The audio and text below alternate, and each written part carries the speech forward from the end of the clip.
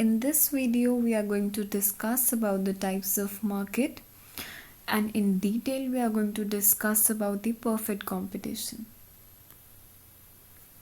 Now, this is a complete flow chart showing the market structure कि हमारी market structure में कितनी तरह की अलग अलग मार्केट्स होती हैं, राइट? तो सबसे पहले जो आपकी मार्केट होती है दैट इज़ परफेक्ट कंपटीशन, फिर आती है आपकी monopoly, then comes the imperfect competition.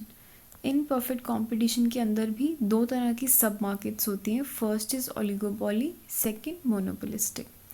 Now for now in this video we are going to discuss everything about perfect competition.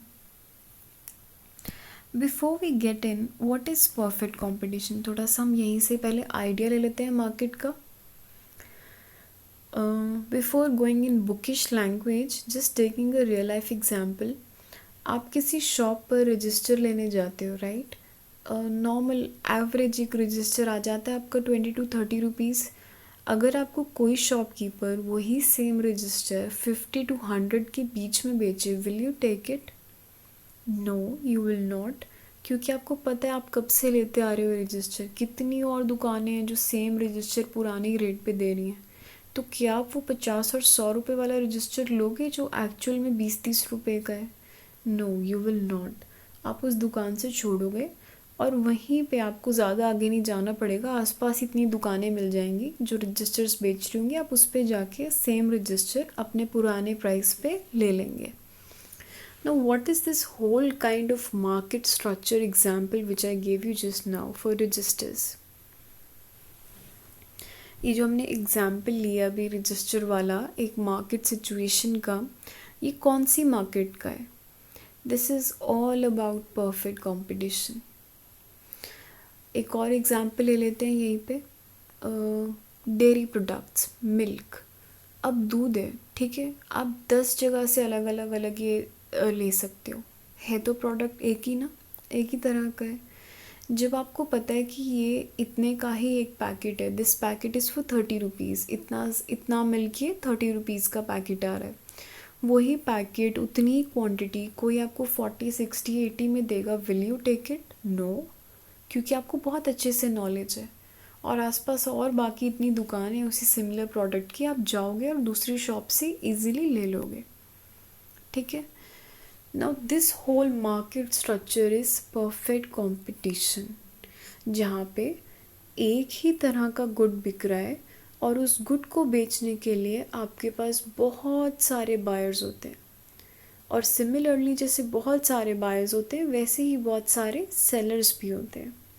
और यहाँ पे परफेक्ट नॉलेज होती है. Perfect knowledge in what sense कि बायर्स और सेलर्स दोनों को गुड्स के बारे में size, quality, quantity, price, durability and more such essential features about the product, उन दोनों को अच्छे से पता होता है.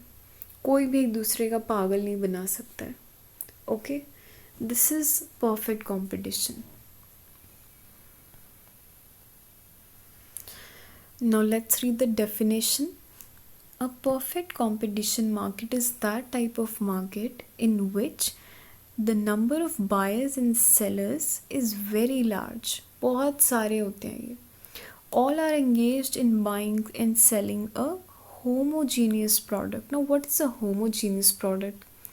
Homo word एक root है. root homo word मतलब कि similar in simple language, कि एक जैसा प्रोडक्ट. अभी हमने एग्जाम्पल लिया था रजिस्टर, उसके बाद हमने एग्जाम्पल लिया था डेयरी प्रोडक्ट में मिल्क का. अब इनको बेचने वाले आपके आसपास से अभी आप इमेजिन कर लो. आपको अपने पूरे टाउन में भी सोचने की ज़रूरत नहीं है, सिर्फ आपका जहाँ घर है उसी एरिया में इमेजिन कर लो. 10-20 दुकानें कम से कम निकल आएंगी और वो क्या एक ही चीज़ बेच रही होंगी. A homogeneous product without any artificial restrictions and possessing perfect knowledge of the market at a time. तो अभी जो हमने दोनों एग्जाम्पल्स लिए उसमें आप डेफिनेशन अगर अप्लाई करके देखो, you will understand perfect competition more well. Buyers और सेलर्स बहुत सारे एक ही तरह का प्रोडक्ट बेचते हुए और परफेक्ट नॉलेज होती है दोनों को.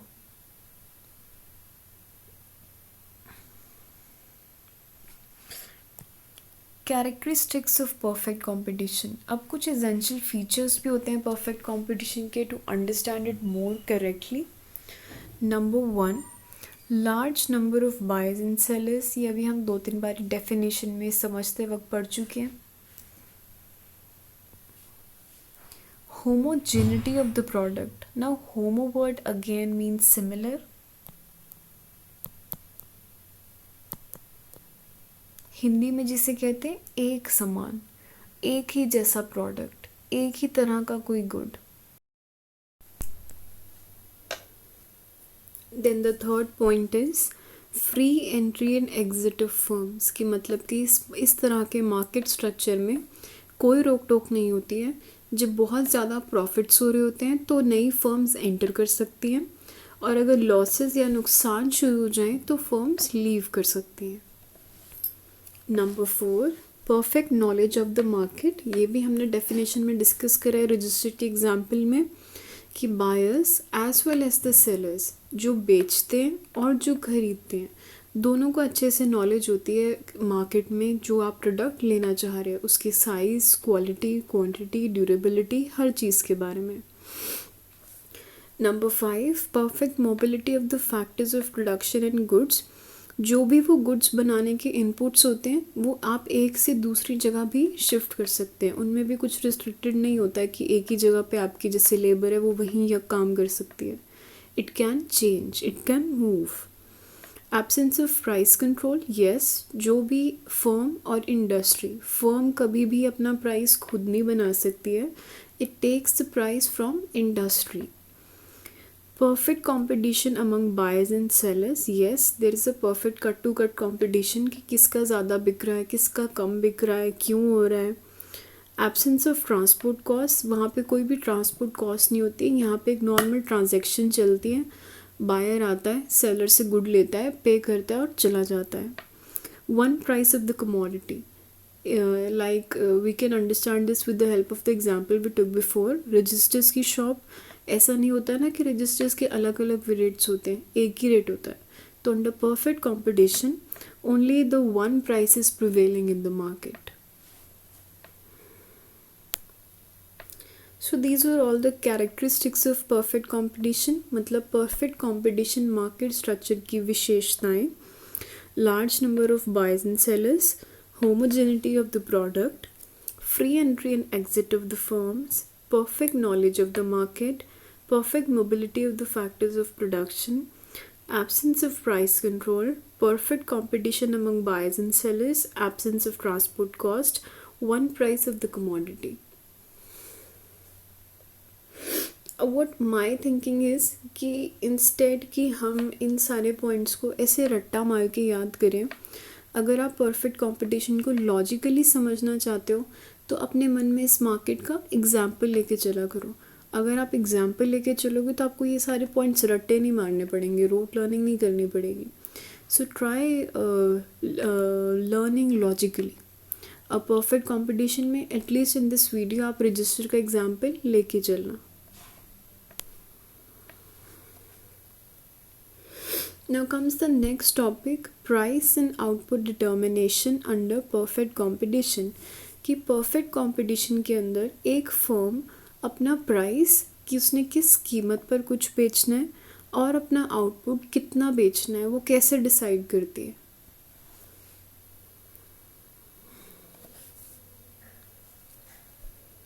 Perfect competition refers to a market situation where there are a large number of buyers and sellers dealing in homogeneous products. ये हम पढ़ चुके हैं कि बहुत सारे बायर्स और सेलर्स होते हैं जो एक जैसे गुड में डील कर रहे हैं. Moreover, under perfect competition there are no legal, social और technological barriers. कि वहाँ पे ऐसे कोई बैरियर्स नहीं होते हैं. जो आना चाहते हैं आती हैं फर्म्स, जो जाना चाहती हैं वो चली जाती हैं. In perfect competition, sellers and buyers are fully aware about the current market price of the product, therefore none of them sell buy at a higher rate. As a result, the same price prevails in the market under perfect competition. The market price of the products in perfect competition is determined by the industry. This implies that in perfect competition, the market price of products is determined by taking into account two market forces, namely market demand and market supply.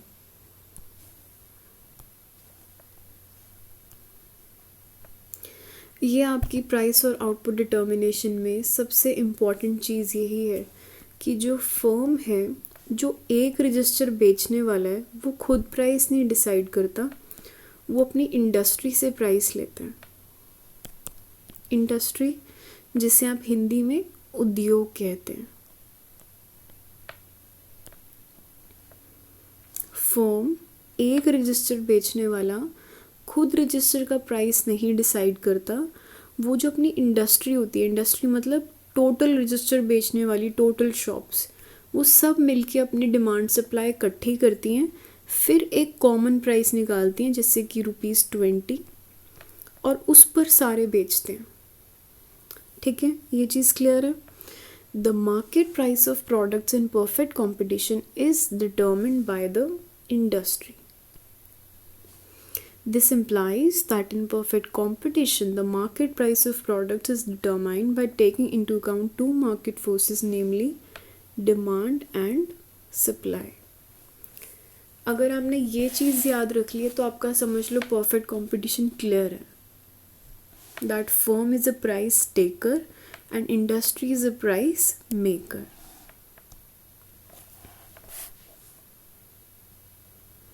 अब अगर हमें diagrammatically दिखानी है ये चीज़ तो हम कैसे दिखाएंगे? सबसे पहले आप इंडस्ट्री का डायग्राम बनाएंगे। मैं क्योंकि फ्री हैंड बना रही हूँ तो मेरे कर्व्स बिल्कुल स्ट्रेट नहीं है।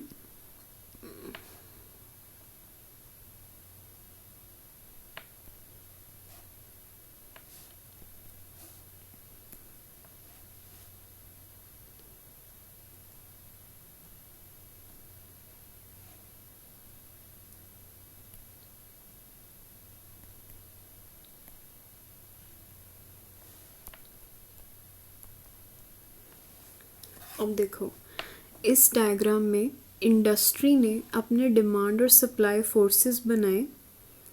ई पॉइंट पे डिमांड और सप्लाई इंटरसेक्ट करें, हमने वहाँ से अपनी प्राइस की ओ वाई एक्सिस को ज्वाइन करा और ओ एक्स एक्सिस आउटपुट को ज्वाइन करा, तो हमारा ऑप्टिमम प्राइस ओ पी निकला है।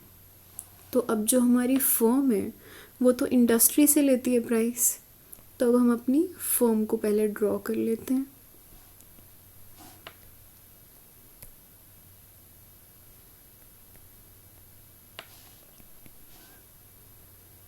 अब फर्म कुछ भी खुद नहीं बनाएगी यहाँ पे कि वो डिमांड बनाए, सप्लाई बनाए, वो सीधा जो प्राइस उसको इंडस्ट्री से मिला, ये OP,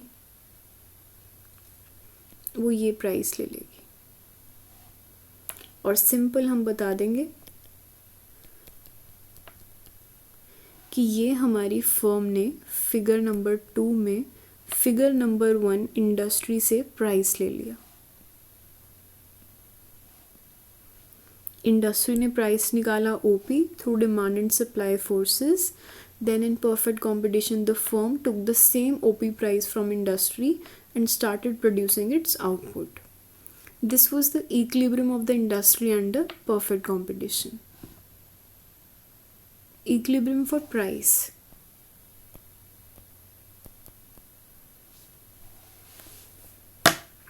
I hope your diagram clear है।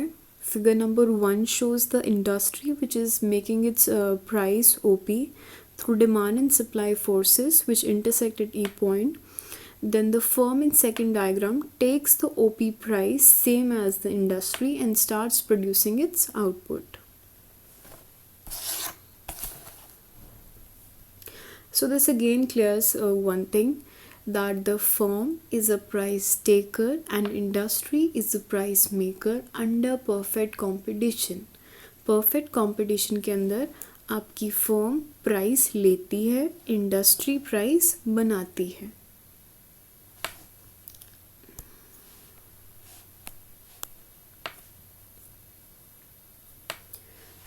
Equilibrium price determination of firm under perfect competition. अब परफेक्ट कंपटीशन में आपकी 2 रन होती हैं. 2 रन मतलब 1 मिनट.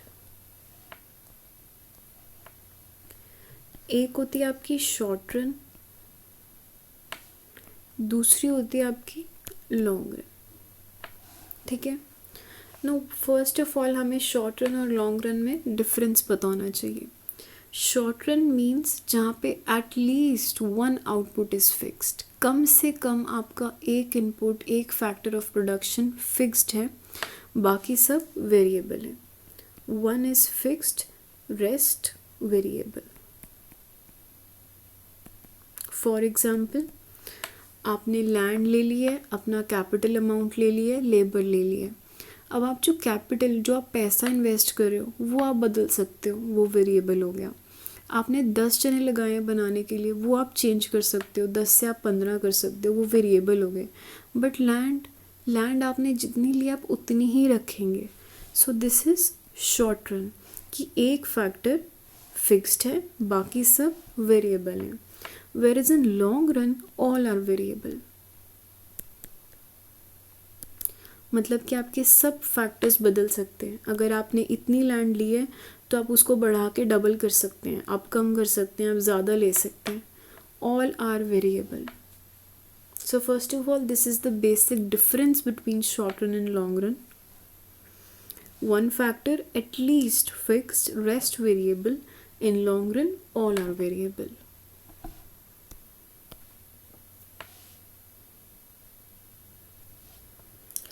अब शॉर्ट रन में 2 मेथड्स होते हैं आपके इक्विलिब्रियम के. First is TRTC approach, second is MRMC approach. हमें अगर परफेक्ट कंपटीशन में अपनी फर्म का इक्विलिब्रियम निकालना है तो शॉर्ट रन में हमारे पास 2 मेथड्स होते हैं. TRTC, TR क्या होता है आपका?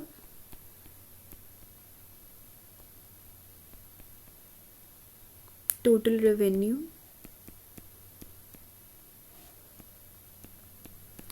Total cost. Now total revenue कि आपको उस चीज़ से टोटल प्रॉफिट, टोटल इनकम कितनी हुई है. टोटल कॉस्ट कि आपकी टोटल कॉस्ट एक चीज़ को बनाने में टोटल कितनी लगी है. सपोज़ आपके 10 रजिस्टर बनाने में आपके 500 रुपीज़ लगे, तो 500 आपकी टोटल कॉस्ट है. टोटल रेवेन्यू आपको, आपके वो टोटल रजिस्टर्स आपने 600 के बेचे, so total revenue is 600.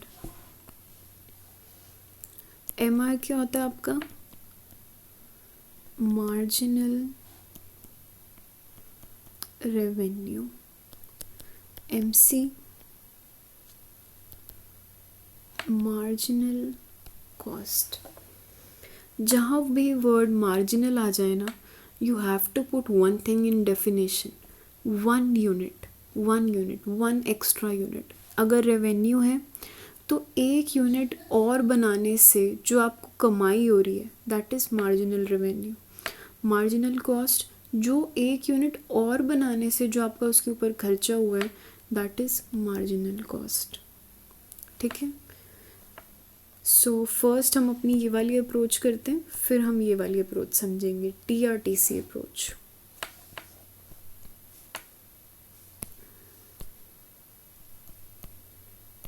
TRTC कुछ भी इसमें कॉम्प्लिकेटेड नहीं है.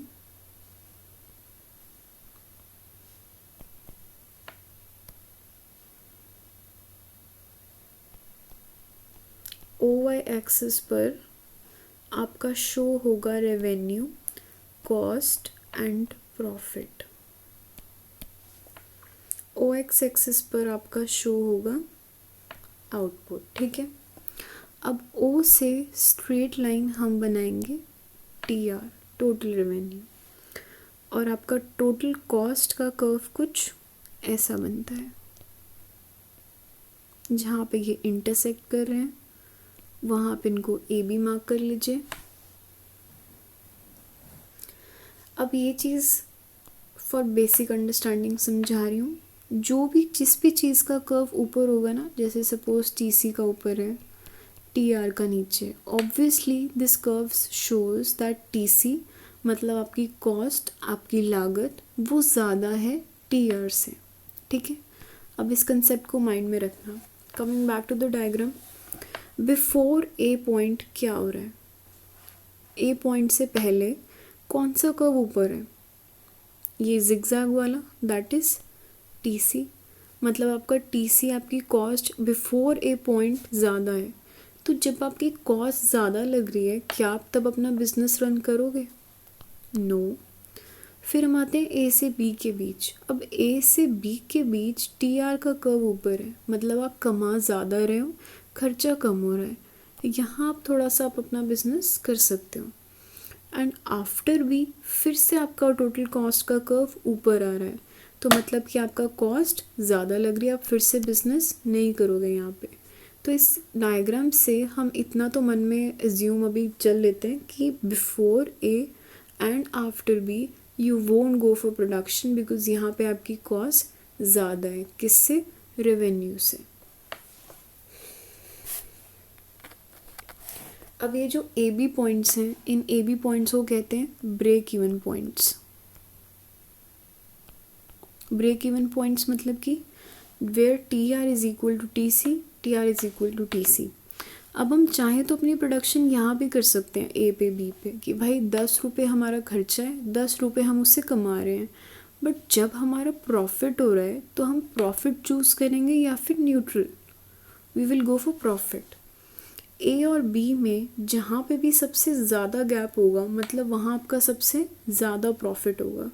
अब हमने देखा यहाँ सबसे ज़्यादा गैप है, तो बस आप अपनी प्रोडक्शन आप यहाँ करोगे ओ एम पर। बिटवीन ए एंड बी आप इसे सी मार्क कर सकते हो कि सी पॉइंट पर, सी से लेके इस कर्व के, टी सी कर्व के एंड तक हमारा गैप, हमारा डिस्टेंस सबसे ज़्यादा है। मतलब कि यहाँ पे हम सबसे ज़्यादा प्रॉफिट कमा रहे हैं, हमें सबसे ज़्यादा फ़ायदा हो रहा है। तो एट सी पॉइंट हम अपना आउटपुट क्रिएट करेंगे, that is O M. This was your T R T C approach, कि जिसका भी कर्व ऊपर है टोटल रेवेन्यू का, हम वहाँ अपनी प्रोडक्शन करेंगे, वहाँ पे भी जहाँ पे दोनों कर्व्स में सबसे ज़्यादा डिफरेंस होगा। Why? Because this will show your profit. अब यहाँ T R T C approach आपकी ख़त्म होती है। Now coming to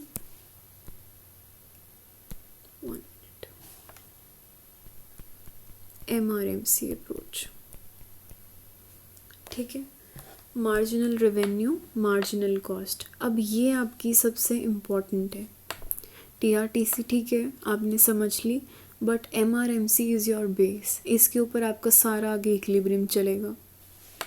let's understand this.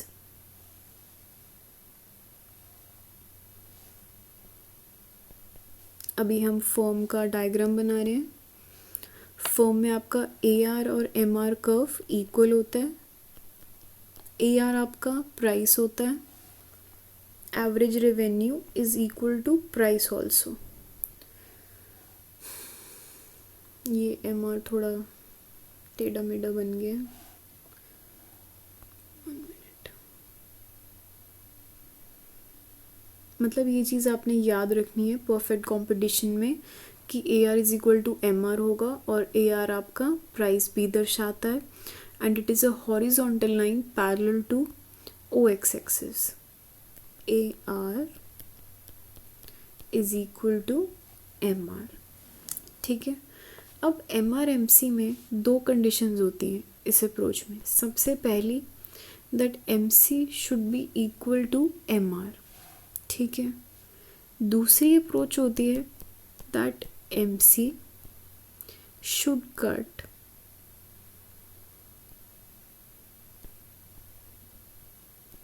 MR from below,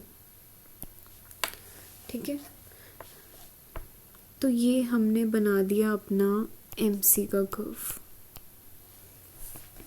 अब पहली कंडीशन क्या थी कि MR is equal to MC, ठीक है। यहाँ पे भी है और यहाँ पे भी है, तो यहाँ तो दो इक्विलिब्रियम बन रहे हैं। फिर हम आते हैं अपने दूसरे पॉइंट पे, MC should cut M R from below, कि जो आपका एम सी कर्व है वो एम आर को नीचे से ऊपर आते हुए काटना चाहिए, इंटरसेक्ट करना चाहिए। तो ये यहाँ पे तो एम सी कर्व देखो ऊपर से नीचे आ रहा है, ठीक है। ए पॉइंट पर हमारी जो दूसरी कंडीशन है वो फुलफिल नहीं हो रही है। दूसरी कंडीशन में हमारा एमसी ये कह रहा है कि वो भाई नीचे से ऊपर जाना चाहिए, बट ए पॉइंट पर वो ऊपर से नीचे जा रहा है। MC is coming down from upwards, but we need MC to be going upwards, जो सिर्फ बी पॉइंट पर हो रहा है। एट बी पॉइंट हमारा इक्विलिब्रियम आएगा। Why? Because here M C is equal to M R and also MC is cutting MR from below, that's why E is our equilibrium point. B is equal to E, which is equal to equilibrium of the firm. ये आपकी बहुत छोटी सी approach थी, but इसी के ऊपर आपका आगे सारा शॉर्ट रन में profit, super normal profits concepts run करेंगे। सो इसको आप यहाँ पे बाय हार्ट लर्न कर लीजिए एंड इसका एक फ्रेमवर्क बना लो। बहुत बारी होते हैं हम अलग अलग मार्केट्स पढ़ते हैं ना, हम कंफ्यूज हो जाते हैं, भाई उसमें यार कब ऊपर नीचे जा रहा है, वहाँ पे AR is equal to M R है, याद नहीं हो रहा। परफेक्ट कॉम्पिटिशन में learn it by heart that O X axis के पैरेलल होगा आपका A R is equal to M R curve, और एम सी बस ऐसे ऊपर जा रहा है, यहाँ पे आपका इक्विलिब्रियम है, ठीक है। तो अब मैं आगे जब भी परफेक्ट कॉम्पिटिशन की बात करूँ, आपके मन में एक डायग्राम प्रिपेयर होना चाहिए ऑलरेडी।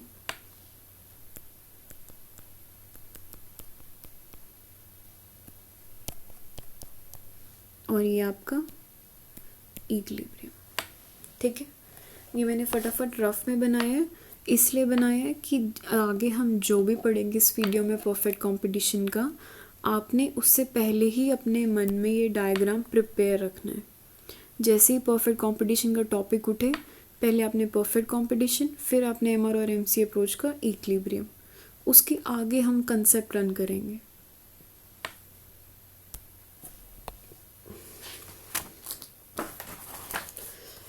अब बात यह आती है कि शॉर्ट रन में ना फर्म 3 तरह की सिचुएशंस फेस करती है। इन शॉर्ट रन, जिसे आप हिंदी में कहते हैं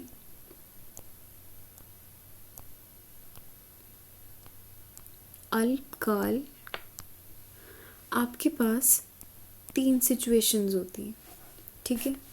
सबसे पहले होती है आपके पास सुपर नॉर्मल प्रॉफिट्स,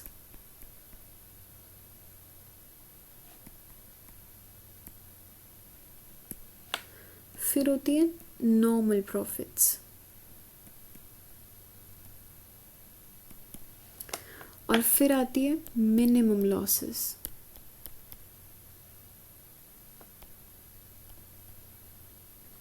ठीक है, ये आपकी पहली कंडीशन नहीं, सिचुएशन। दूसरी, तीसरी, कि in short run under perfect competition for a firms equilibrium we face 3 situations. पहली, सुपर नॉर्मल प्रॉफिट्स, मतलब फ़ायदे से भी बढ़िया फ़ायदा हो रहा है, बहुत ज़्यादा फ़ायदा हो रहा है। नॉर्मल प्रॉफिट्स, नॉर्मल, कि जितना खर्चा हो रहा है उतना ही आपका इनकम आ रही है। थर्ड, मिनिमम लॉसेस, कम से कम नुकसान। ठीक है, अब इनको चेक करने के लिए हम ना कुछ कर्व्स की, कॉस्ट की हमें ज़रूरत पड़ती है कि पता कैसे चलेगा कि कब सुपर नॉर्मल प्रॉफिट्स हो रहे हैं, TRTC से, MRMC से, ARAC से। It is very important that we use only AR and AC। हम ARAC कर्व्स का यूज़ करते हैं पता लगाने में कि हम शॉर्ट रन में इन तीनों में से किस सिचुएशन में। ठीक है, so in first situation AR is greater than AC. In second situation, AR is equal to AC. In third situation, AR is less than AC. अब एक बार इंस्टेड फिर से कि हम इसको रोट लर्निंग करें, विल गो लॉजिकली, हम इसको कंसेप्चुअल नॉलेज से समझेंगे। एवरेज रेवेन्यू क्या होता है? आपका इनकम, आप जो भी आप बेच रहे हो आपको उससे क्या कमाई हो रही है, आपकी आय कितनी है। एवरेज रेवेन्यू हो गया कि आप कमा कितना रहे हो। एवरेज कॉस्ट कि आपके उसके ऊपर खर्चा कितना हो रहा है, जो आप बेच रहे हो आपका उसके ऊपर कॉस्ट, आपकी लागत कितनी लग रही है। तो जब आपके बहुत ज़्यादा प्रॉफिट्स हो रहे हैं, खुद सोचो क्या ज़्यादा होगा, आपका खर्चा या आपकी इनकम। ऑब्वियसली आपकी इनकम। और इनकम हम किसके थ्रू देख रहे हैं, AR के थ्रू देख रहे हैं। तो जहाँ पे भी आपके सुपर नॉर्मल प्रॉफिट्स होंगे आपका एवरेज रेवेन्यू बड़ा होगा किससे, AC से। Then coming to normal profits, AR is equal to AC, ना फ़ायदा ना नुकसान। मिनिमम लॉसेस, कम से कम नुकसान होना, बट फिर भी नुकसान तो हो ही रहा है। तो आपका cost that is average cost will be greater than AR, average revenue. अब हम इसमें सबसे पहली सिचुएशन लेके चलते हैं। Now we'll draw the first situation that is super normal profit, जहाँ पे आपका AR is greater than AC। अभी मैंने आपको 5 मिनट पहले ही कहा था कि परफेक्ट कंपटीशन का नाम जहाँ भी आए, जो भी चीज़ें आपको डायग्रामेटिकली दिखानी हो, सबसे पहले आप अपना एक फ्रेमवर्क बना लेंगे परफेक्ट कंपटीशन का। जहाँ पे भी आपके पास क्वेश्चन में, शॉर्ट में, लॉन्ग में परफेक्ट कंपटीशन का नाम आए ना, this is the first thing you have to do. चाहे कुछ भी पूछा हो, this is the first framework जो आपको बनाना है। दैट AR is equal to MR and rising MC, equilibrium at E where MC is equal to MR and MC is cutting MR from below। उसके बाद हम आगे बढ़ेंगे, ठीक है। अब हमें शो क्या करना है कि AR बड़ा है AC से। मैंने आपको कर्व्स में एक चीज़ बताई थी कि जो चीज़ बड़ी होगी वो ऊपर बनेगी। अब इसमें AR बड़ा है तो AR ऊपर आएगा, AC नीचे आएगा। अब AR की लाइन ये है तो हमें AC से नीचे बनाना पड़ेगा। AC U शेप होता है तो हमने ये AC नीचे बना दिया। ये हमारी इक्विलिब्रियम नीचे आउटपुट की तरफ आती हुई लाइन है। अब इस इक्विलिब्रियम नीचे आती हुई वाली लाइन पे AC जहाँ पे टच कर रहा है, यहाँ कर रहा है। अब हम इस लाइन को यहाँ पे ऐसे ड्रैग करेंगे, ठीक है, और इसको शेड कर देंगे।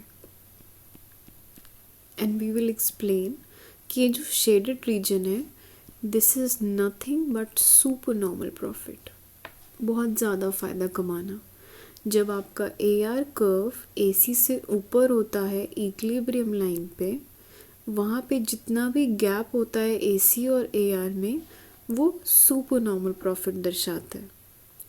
तो अगर फिल गो लॉजिकली अगेन, आपको ये डायग्राम रट्टा मारने की ज़रूरत नहीं पड़ेगी।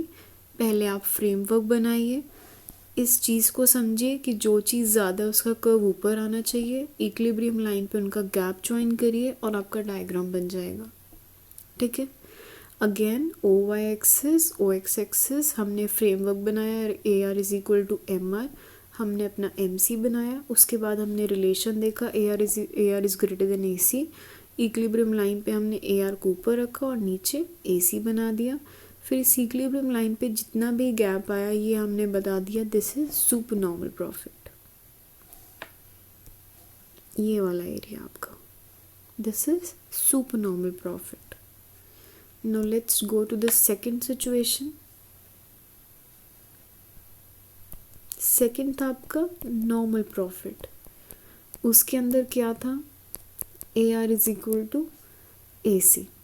अब हमें डायग्राम में शॉर्ट रन में परफेक्ट कंपटीशन की फॉर्म में शो करना है नॉर्मल प्रॉफिट।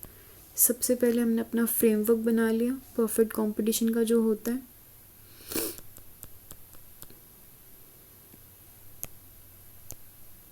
ठीक है, अब हमें E पॉइंट हमारा इक्विलिब्रियम है, ये हमारा आउटपुट है। अब हमें नॉर्मल प्रॉफिट शो करने हैं। नॉर्मल प्रॉफिट्स में हमें पता है AR is equal to AC है, तो AR यहाँ है, आप यहीं पे AC बना देंगे, AC का लोएस्ट पॉइंट, और ये आपका नॉर्मल प्रॉफिट्स बन गया, क्वाइट ईजी। फिर आती है आपकी third situation which is minimum losses. अब इसमें क्या होता है, आपका AC बड़ा होता है AR से, तो मतलब कि आपका AC कर्व ऊपर आना चाहिए, AR कर्व नीचे आना चाहिए। चलो सबसे पहले तो हम अपना फ्रेमवर्क बना लेते हैं।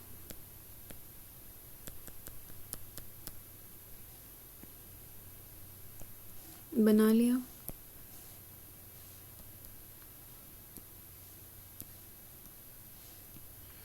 अब आगे बढ़ते हैं।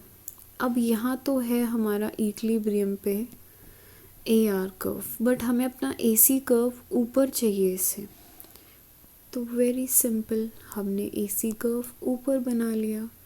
और अगेन ये जो जितना भी ये गैप है इस इक्विलिब्रियम लाइन में, ये जो अलग से शेडेड बनाया है, दिस इज मिनिमम लॉस।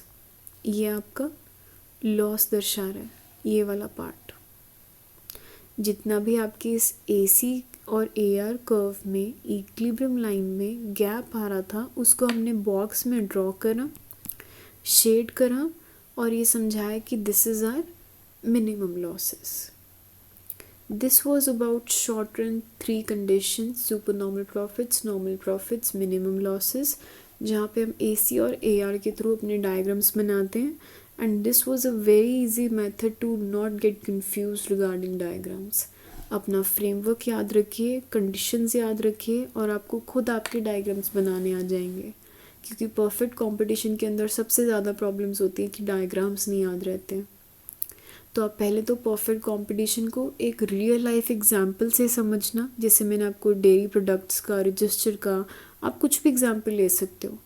जो कॉमन चीज़, एक चीज़ जो बिकती है, हर दुकान पर होती है, पेन, कपड़े, बॉटल, बैग, क्रॉकरी, एनीथिंग, जो हर जगह आपको पता है मिलती है, जिसका एक ही रेट है। कोई दुकान वाला आपको पागल नहीं बना सकता ज़्यादा महंगी बेच के, अदरवाइज़ आप दूसरी दुकान पे चले जाओगे।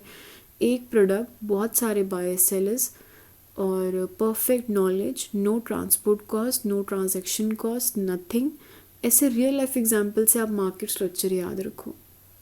उसके बाद इसमें सबसे इम्पॉर्टेंट है कि आपकी फर्म एक अकेली दुकान वाला इसमें खुद प्राइस नहीं बनाता है, जो उसकी पूरी इंडस्ट्री में उसका प्राइस होता है वो वही प्राइस लेता है।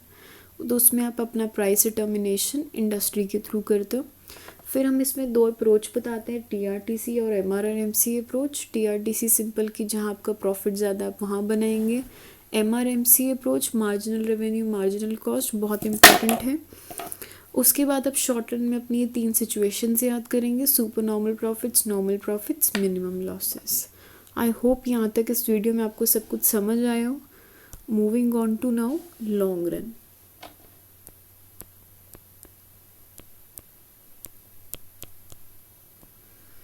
लॉन्ग रन में हमने पढ़ा था all factors of production are variable. जितने भी आपके अलग अलग इनपुट्स होते हैं वो बदल सकते हैं।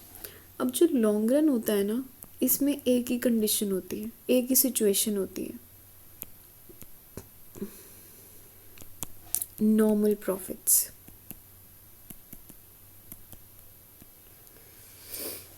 शॉर्ट में तो हमने 3 पढ़ी थी अलग अलग, super normal, normal, losses. Long run में it's just 1, normal profits, AR is equal to AC। तो फिर से अगर इसका डायग्राम बनाना हो, वेरी इजी। अपना हमने फ्रेमवर्क बनाया,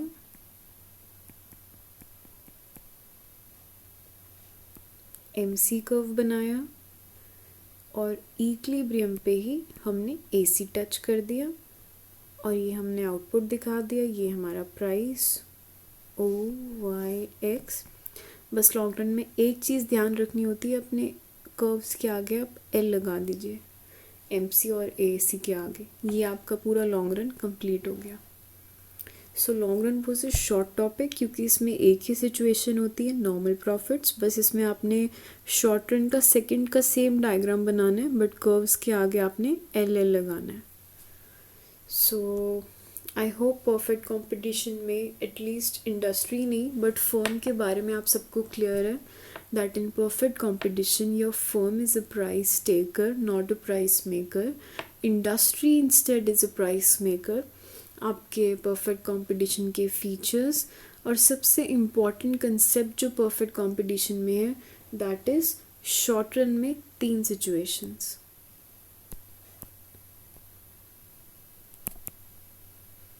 कि क्या क्या होता है और आपको उनके डायग्राम्स आने चाहिए. डायग्राम्स का मैंने आपको ट्रिक बता दी है कि जहाँ भी आप पढ़ो परफेक्ट कंपटीशन, क्वेश्चन ही मत पढ़ो, सबसे पहले ये वाला डायग्राम बना दो,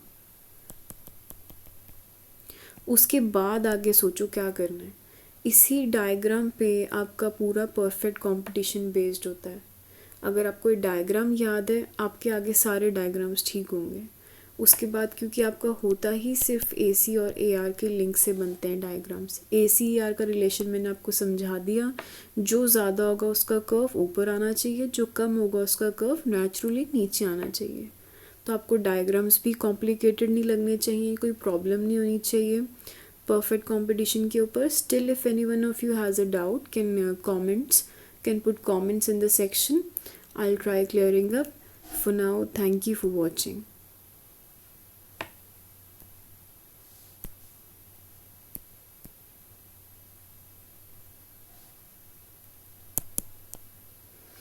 एंड जो भी rest of the market structures हैं, मोनोपोली, मोनोपोलिस्टिक, ओलिगोपॉली में डुओपॉली, for now I'll put the videos in sequence, so anybody who's willing to see the market structure in full details and in sequence can subscribe and share as well.